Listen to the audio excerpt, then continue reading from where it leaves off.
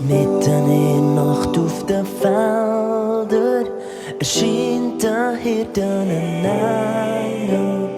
Plötzlich blassen auch die Sterne im Glanz von der himmlischen Schar.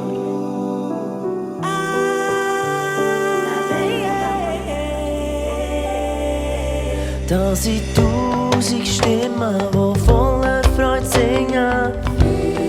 Frieden auf Erden, 1000 Stimmen, die Freude kommt bringen.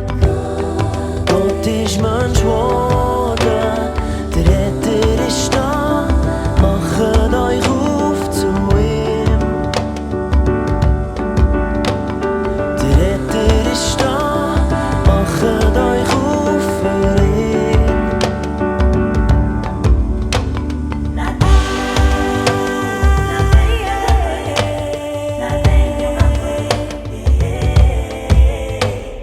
Die Hirten gehen schnurstracks auf die Suche und finden Jesus im Krippli.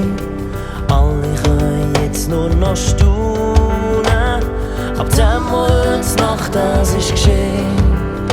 Ja, ab dem Moment Nacht, das ist geschehen. Da sind 1000 Stimmen, die voller Freude singen. Frieden auf Erden, 1000 Stimmen, die Freude kommt bringen. Gott ist Mensch geworden, der Retter ist da, macht euch auf zu ihm. Der Retter ist da, macht euch auf für ihn.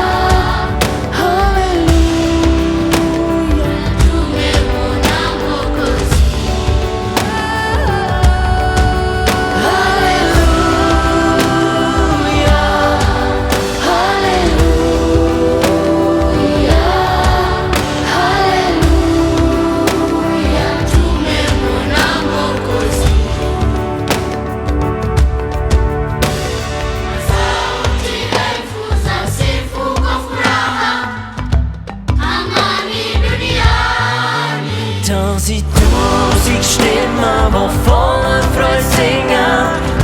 Amani Duniani. 1000 Stimmen, die Freude kommt bringen. Luka wa mwanadamu, Mwokozi kaja, inuka uenende kwake. Mwokozi kaja, inuka kwa ajili yake.